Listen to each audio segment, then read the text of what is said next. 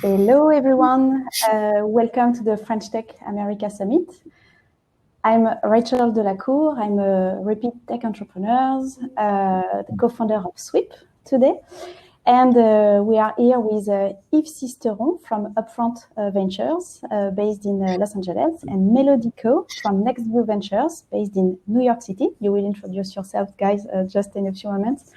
And about this talk, so it's a no bullshit VC talk. So you will have exhaustive answers we will have exhaustive answers and all the answers actually for the audience today about why it's still complicated for French tech entrepreneurs to have discussions or just to make it happen with US VCs. While we need your VC, your funds, your American funds to expand in the US, there is facts as well.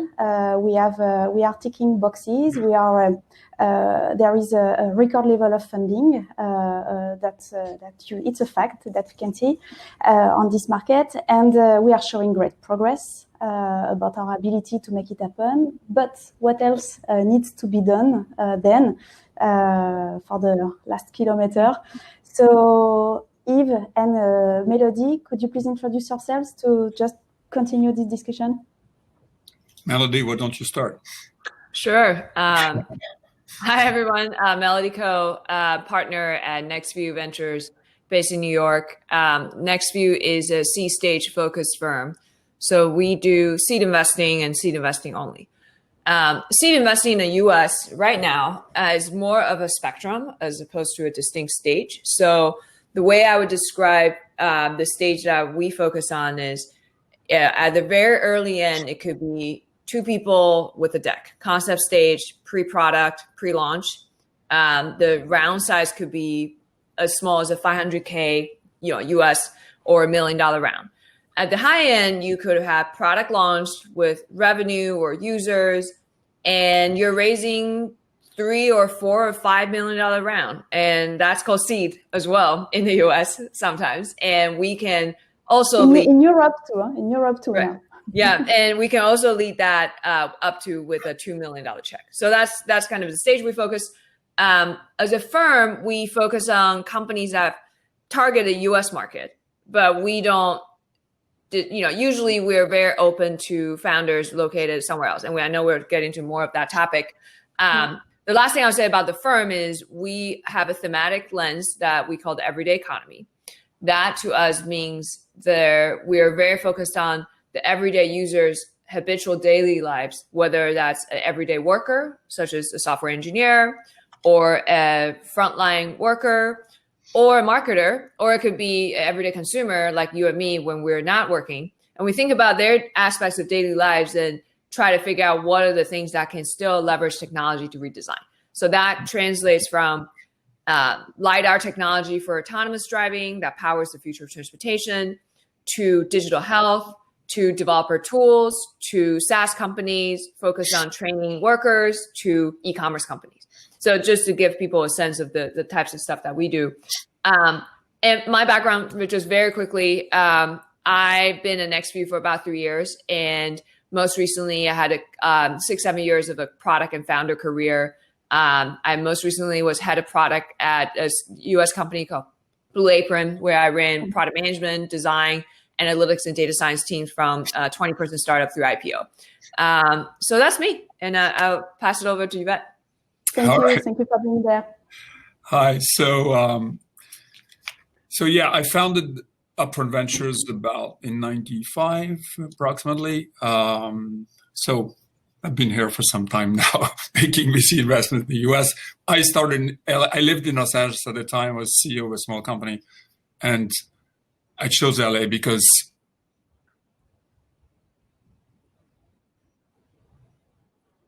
I thought maybe there's differentiating in Southern California. At the time, it certainly was, because there was no one else. And still today, I would say in Southern California, we're the largest fund and group of partners here. So we are on our 7th early stage fund, and we also have growth funds side by side. So We're a little bit later than Melody. We do seed. As you said, the lines are blurred at this stage between seed and A.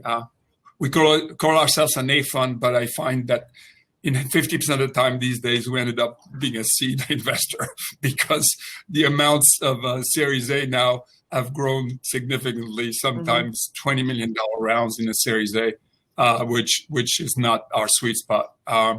So we're fairly broad. I think I'll define us more about what we don't do that, but we do, because we do almost everything. So essentially, we're looking for the best, entrepreneurs, the most, ambitious and talented entrepreneur, and obviously powered by technology in whatever sector. I mean, there are things we do less of because they don't fit well. If you take energy projects, it's just always so much money, and it's the kind of thing that we don't do. But otherwise, we do biotech, we do everything. We're a generalist fund, and the only differentiation really is between partners. In a sense, I have partners who are healthcare oriented. I have partners who are media oriented. I have partners who do software. For instance, for myself, I've done software, I've done AI, but I've also I'm also particularly interested these days in sustainability. So I make investments. I try to find investments in food security and in sustainability in general. So that's where, and we our funds are early stage funds are about $400 million each 3 years. So we have one that's about to close now. And right now, do you have French companies in your French entrepreneurs in your portfolio, both of you?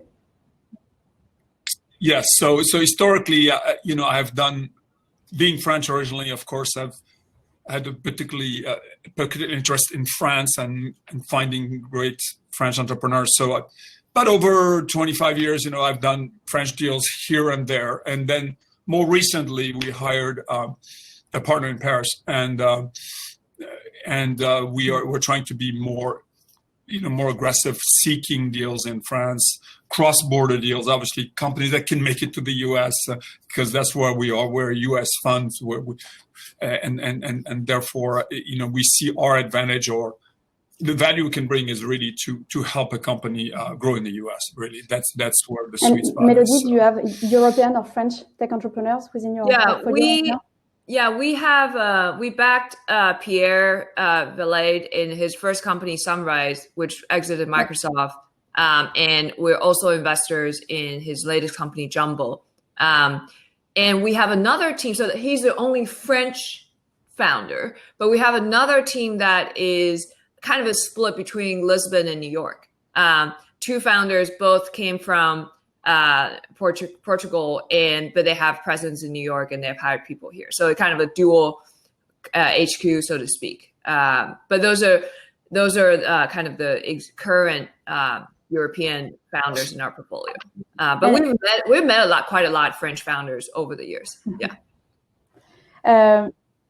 And Melody, by the way, I didn't really answer your question. We do have quite a few portfolio companies. Some of them are French diaspora in the U.S., people who directly started their company in the U.S., and we have quite a few of those. And then, of course, companies in Paris as well. Okay. I mean, where the mothership is in Paris. In France. In France. Okay. Paris. Okay. And you told me, Yves, that when we were preparing this talk, that your interest in the French tech ecosystem has changed faster than you expected. Can you just elaborate on that? The fact that there is this acceleration towards French tech entrepreneurs. Yeah, I mean, I think some of it is not just French, and some of it has to do with the fact that in the past 10 years, if you like, the changes in technology, the distributed nature of technology has made it such that now we have places like New York, like LA, like Austin, like Seattle, and Paris and London and Berlin, and there's no accident. It has to do with the cost of starting a company that's reduced significantly, and the fact that you don't need to be in the Silicon Valley ecosystem to succeed which was different 25 years ago. So that's one of the big factors. Then for France specifically, I think benefiting from that wave, France also took measures to really change the game for entrepreneurs in France, both in terms of regulation, in terms of access to capital, more money, and big actors obviously have been hugely responsible for that, like BPI, of course, in France, who was probably one of the key factors in the changes in France, as well as entrepreneurs like, Vivian Niel and others who have, with Station F and all of these things. There's a lot of things that have happened together, yeah. So, I've seen it happen, I go often to France, and, I've seen especially in the last 4 or 5 years, it's been a sea change. Have you seen this as well, Melody, when you are scanning the European ecosystem? Is it something that you are a little bit surprised about? Is this something that your team is focusing on as well, more and more than, let's say, even pre-COVID time? Yeah, so we're a smaller firm than Upfront, and we're a smaller fund, and we're earlier stage. So I would say historically, we're very much, like US is quite large. So historically, we very much focus on spending our physical time here. That being said, we've met European entrepreneurs over the years just through our network. And we realize that they're all quite connected. For example, I feel like all French founders I meet know each other, at least in New York. And so through that, we've naturally met a lot of founders over the years. But I would not say that we don't necessarily have the organizational bandwidth to really double down in regions outside of the US. But we are very open because I think, similarly to Upfront, we believe that Silicon Valley is not the only place where great companies can be started. And if we're building technology for everyday people, you need the everyday people understanding and representation from other parts. And I think COVID is actually a very interesting catalyst to further decentralize the talent ecosystem. It's a little bit of TBD, right? Like where people are going to end up at after COVID is done, when vaccination is widespread. But I think it's potentially be a really interesting moment when we look back, 5 years from now. And Yves, you when you were, it's really positive what you are saying about the fact that you are expressing much more interest for this ecosystem, that those old barriers, are just are less existing today. But you were telling me, actually, Rachel, it's not just about either bias or either concerns. It's more about is the product can the product fit? Can the team fit the US market? Will they be able to? Is it the right timing? Is it? I know that you cherish the fact that it's when they are super early on, because it's a way for you to better help them, on the US market. Can you tell us a little bit about that? And after we will, I will ask you a question about the question about the incorporation. Yeah, of course, you need a product that's suited for the US market, and without that, you've got nothing. Everything starts with the product, right? No matter how you cut it. So there are some products that are well suited to the European or to the French market that are not well suited to the US market. There's some categories also that are hard to export. I think, for instance, take e-commerce, for instance. I think a French e-commerce company, I don't think it's that exciting to come to the US. It's that easy anyway. You've got a lot of competition. It's not that you want to be. So the day, fight France, I think about what strength does France have, and really more playing on those strengths in terms of products. So, for instance, we know that France has a lot of good data scientists. They got a lot of good AI engineers. Well, that's an area that's, and the proof of that is that even in the US, a lot of the companies that use machine learning tend to use French data scientists, because first of all, in the US, we have a dearth of data scientists. But beside that is the fact that France has good schools regarding to data science and all that stuff. So you have those advantages.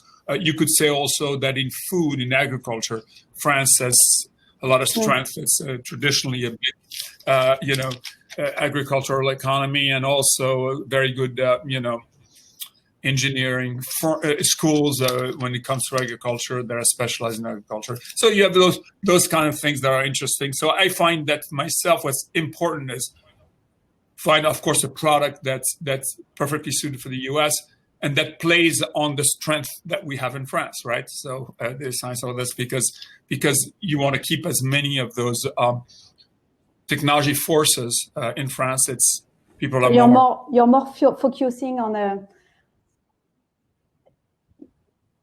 focusing on a neutral product on a no cultural basis product.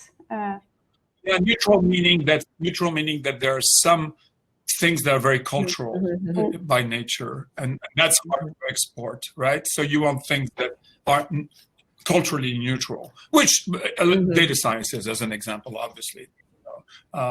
So those kind of things, and you want to play to, both as an entrepreneur and as a VC, you want to play to someone's strength, obviously, and that's the rest of your question about the fact that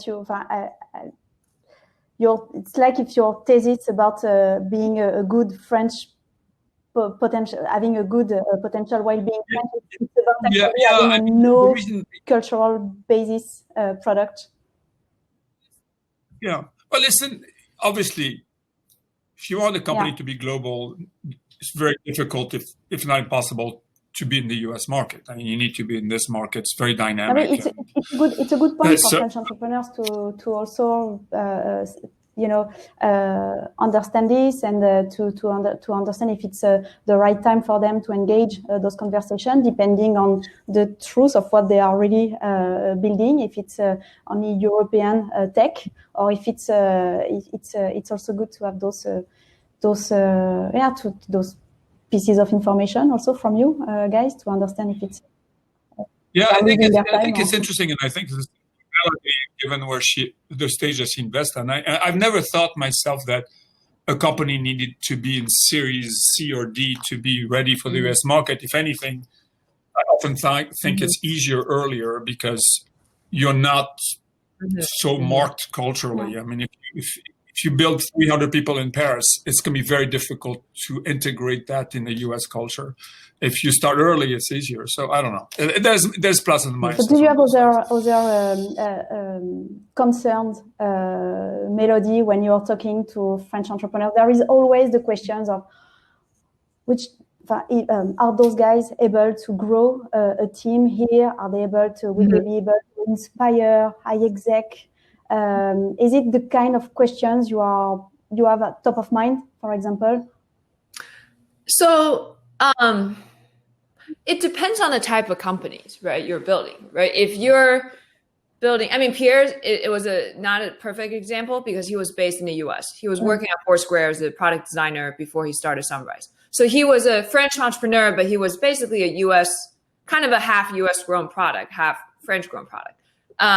I think for teams that are based in France, then let's say if you're building the next greatest calendar app, your sensibility around product design and your understanding of the users are the most important. So I kind of don't care where the people are physically located. If you can demonstrate your understanding of the US consumer and the product sensibility that needs to come with it. But that example is a very product design centric company. Now, let's say you're building an e-commerce company, taking another extreme. Then you need digital marketer, you need brand people, you need ops people. And I imagine those people have to be in the US. So the question is going to be more like, do you have a network? And can I foresee you being able to set it up here and get the talent and setup you need to execute the type of business that you have on hand? So I think it's a little bit business model dependent, right? And software SaaS is probably like somewhere in the middle. You can have a pretty, you can here's where you turn disadvantage to advantage. Depending on the cost of talent, right? You can have the teams where they're going to be best at X in a place that's hopefully is the cheaper place. And then if you have advantage of like, here, I have a whole network of software engineers and data scientists and friends. I'm not competing with all these other VC-backed startups in New York and SF. Well, that to me is an advantage because we can potentially run faster. So I think it all depends on like what you're building and what is the most needed at that stage. Are you asking? Well, let's say that you are yourself inspired by the French founders you are talking to. You believe in the product. You believe in his potential, her potential in the US market. Will you ask him? And it's in the early time. So Yves, you're all for it. Let's say there is this scenario, and are you asking the founder to flip, to establish the mothership, to incorporate in the US? Is it a prerequisite for you? I believe I need to be fact checked here by our counsel, but I believe we need to usually fund a Delaware C Corp. I think we might have one company, the Lisbon, New York duo. I actually don't know what their legal entity structure is. I think there's a way around it, just a little bit more work. So we can do a little bit more work if we really want to do the deal. I think that's the short answer. But most of the time, the low friction way to do it is to be a Delaware C Corp. Because of your LPs, because of whatever fund documents that we have that dictates whatever we can do. Yeah, this is something that we don't really understand on our side, but I don't really understand either. But but most importantly, because at some point everyone is saying, "Oh, but there is other scenarios." So we could also deal with your mothership in Europe, but we are still asked to move in the US. So Yves, maybe sorry, Emily. Yeah, I was gonna say honestly, that's the least of the concern that you should have, because if you get to the finish line, if this firm wants to invest in your company, we can figure out a way. Like, okay, well, we can wait for the docs to be signed and deals to be closed when you set up whatever you need to set up, or we get our counsel to do more work and blah, blah, blah. But like, it can be done. I'm very confident of that. So just don't worry about that and get to a yes first. But then like tell people like, oh, here's our setup, and might be a little hairier than your usual Delaware C Corp. But I'm pretty sure this is not an impossible thing to do. Is it an impossible thing, Yves? Listen, we don't have that limitation ourselves, in a sense that we can invest in foreign corporations, and we have done that. I think it's more a matter of what kind of company you're talking about, really what stage, where's got the majority of the market going to be, where is the majority of our growth kind of come from, So if you are, I'll give you sort of opposite examples in a way. And if you think about, we invested, for instance, in Insect, which is this, I know you know it because you invest in sustainability, which is breeding insects for delivering protein for the fish farms and all of these things. And it's the French. And the reason I think in that case, they don't need a flip is that they might build factories in the Midwest. They might build, and the kind of expertise they're going to find in the US for what they do is not a market that's so competitive. It's not a typical Silicon Valley market. So finding talent for a subsidiary in the US won't be a problem. I think the core issue for a French company, a French entrepreneur, is how do you inspire and recruit great people, right, in the US? And that is where the crux of the matter is. Because if you think about a small French company coming into the US, let's say on their own, and with a French structure, a legal structure, you're competing for a head of sales if you're a SaaS company or whatever it is. And you're competing with every company you can speak of in the Silicon Valley. Your chances of getting the best is pretty much zero at that stage. It's just too competitive. And if you're starting to say to a US recruit, okay, so it's a French company, you will get options, Loi Macron, whatever it is, the things that we do. I'm not saying it's impossible. It's just a lot of, listen, when you try to recruit somebody in the US for a US company, you're competing with all these other companies that are going to give offers. What advantage do you provide? Do you have negatives? You don't want to have negatives or questions. And if you're a US potential recruit and you have a choice between two exciting new startups in the Valley and one that's located in Paris and is about to move in the US, the hurdle is pretty high, right? So I think the issue for me is that investing early stage in France, I need to find the entrepreneur, and the bar is higher than for a US entrepreneur. The bar has to be higher. I need to find the guys that can speak English really well, be totally capable of being bicultural, and therefore being able to raise money to inspire employees. And that's the difficulty, is that, and for that, the fact that somebody has doesn't necessarily help. It might be even harder if the culture, the base of the company is very French. So I don't know if it answers your question. You ask if, I think you asked Melody if there was a necessary flip. And in our case, we see it more flexibly by saying, I wish to keep a company in France as much as possible, but in some cases, yes, if it's early, if the market is in the US, maybe it makes more sense for that entrepreneur to incorporate France engineering and there's on market, selling in the US market. I was asking you this because there is the wishful thinking about, oh yes, no, now it's happening. There is much more French companies, French founders who are raising funds in the US, etc. But for me, in 2020, it's still very few. The fact that, Melody, you are saying that the French tech ecosystem knows, they all know themselves. It's actually, it means that there is a few of them. We have to talk about what's the reality, and Yves, I completely understand this. We've made lots of progress, and I hope that that US VCs knows about the progress that has been done from a tax standpoint, also regarding incentives.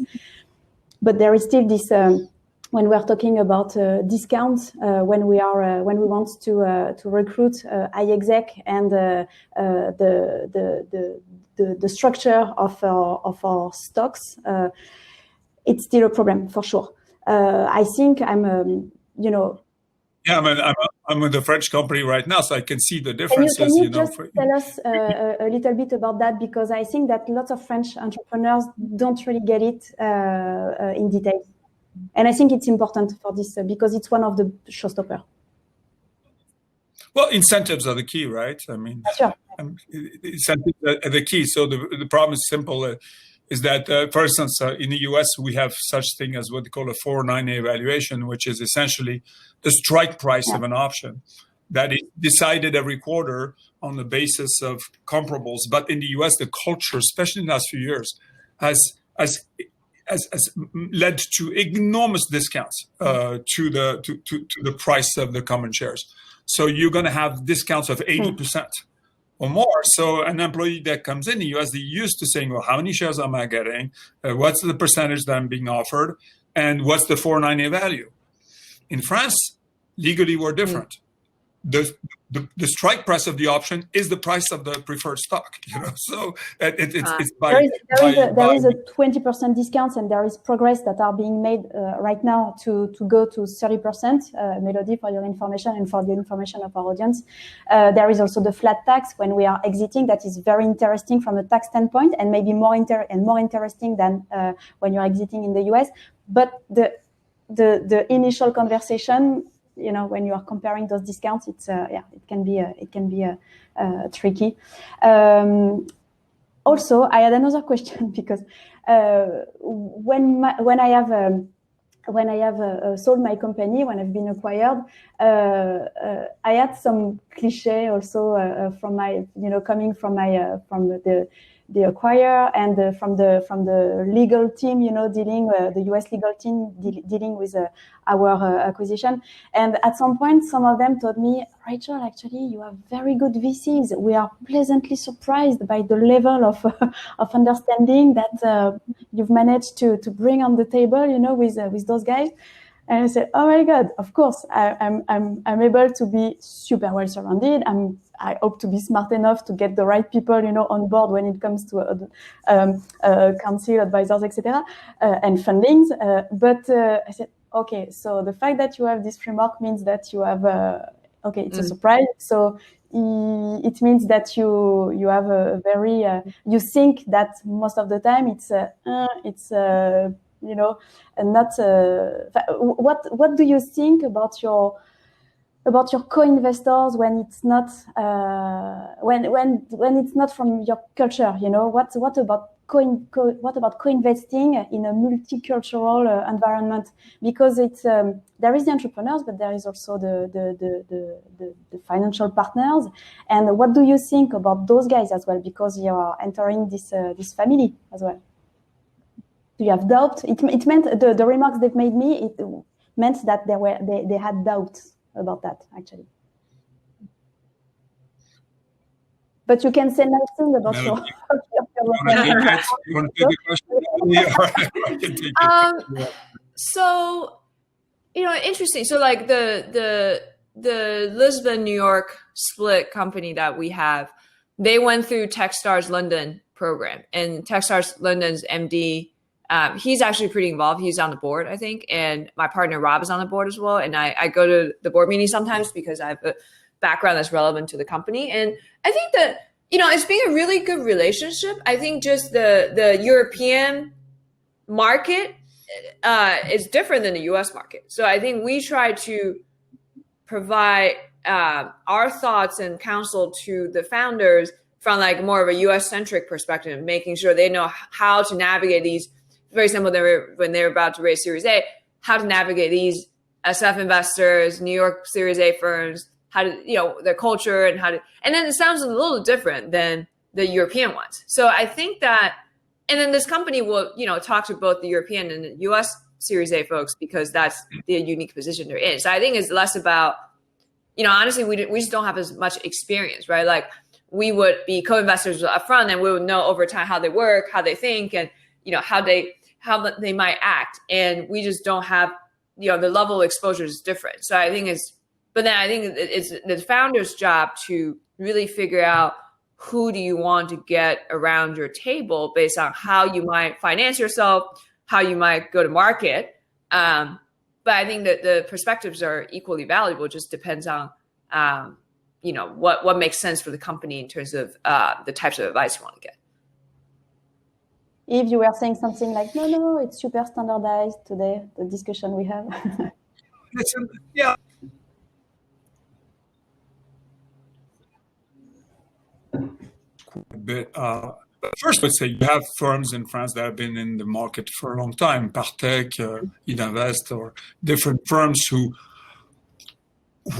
you know, were quite Americanized. You take Partech, for instance, it actually was started in the US, in SF, you know, and then so at the end of the day, there is already an understanding, and I've been on boards with Partech, for instance, 15 years ago, and frankly, yeah, there were some differences, maybe in some approach, but not that much. And I think now the differences are erased. We're in a global world on VC communities that you can't offer a French entrepreneur something that's so different from the US entrepreneur. So I think the term sheets are getting standardized in that manner. We have some differences, of course, Rachel, with respect, if you invest in a pure French company, French entity, the rules are not the same because it's not ruled the same code. So you have to understand that. That, I think, is obviously an issue for a US firm who has never invested in France, and all of a sudden they have to face and have lawyers explain to them, well, you can't have that blocking right because on the French law, this is different and all that. So you do have issues, probably less issues on the seed stage, by the way, what Melody does than you have later on, because the later you go, the more structure is important, the more that is important. So I think, listen, all the VCs, for me, of course, being French, being on a board in France was a French VC is not a problem, okay? Meaning that I don't see a problem. I feel very comfortable with it. And, you know, their ambitions, their goal are the same as we. You know, maybe sometimes you could ask yourself, well, you know, in the US, we tend to swing for the fences a lot. Mm-hmm. Saying, are they willing to swing for the fences as much? Sometimes you could ask yourself the question, but generally I find that also has changed a lot, meaning that you have now French VCs who are looking to say, okay, we know that to have a big exit on this, to have a very successful company, we're going to need to be open, to be Americanized, to open the US market, to do all this. And if we don't do that, we're going to stay small. So I think most French VCs or European VCs. Actually, coming like Sequoia, establishing that in Europe. I think to diffuse all that, to standardize discussion worldwide. Yeah. It's time for Q&A. But as a matter of wrap up and conclusion, so green lights everywhere, right? There are green lights. Everything is fine. No cliché, no more. So you are able to receive on your desk thousands of French applicants, right? French companies who want to. Yeah, well, in my case, I will actually say we have a guy in Paris, a partner in Paris. His name is Julien Etex, and you do just Julien at upfront.com, and that, that so he's in Paris directly, so he can actually screen companies directly. And on my side, I will try to continue to work on the discounts, which are a big problem here. So about the Q&A, so we have questions from the audience. Someone who wanted absolutely to debate with us. Next time. But we are glad to hear that. So how to identify the VC who are the most likely to invest in a French startup? Do you have labels on your website saying that go the Frenchies? Or? My advice is, not unlike US entrepreneurs, most of the time you get to, the best is to get a referral and introduction from a founder in our portfolio, right? Because if Pierre says, hey, Melody and Rod, you guys should meet this person because she's excellent, blah, blah, blah, blah, blah. And we know Pierre is good. So we know that, his recommendation, we trust his recommendation. So I think tactically my advice would be identify the French founders identify French founded companies, figure out who their VCs are. And then if you can try to get to know them and get their introductions, that's the best. If not, at least you have a list of firms who have had history. Because what's going to happen is I get someone inbound and I'm probably going to ask our French founders, say, hey, do you know them? Have you heard of them? What's their reputation? So either way, it comes back to that. That's not to say firms who would never back French teams would never do that. But that's a great first step. That would be my recommendation. Pierre will hate us because we will throw lots of demands on his LinkedIn profile. So the session is ending. Thank you very much to both of you, and enjoy the rest of the summit, you audience and French tech entrepreneurs. Merci beaucoup. Thank you very much. Bye. Thank you. Bye. Thank you. Bye. Je pense qu'on est sorti là, Yves. Ouais, ok. Je vais sortir.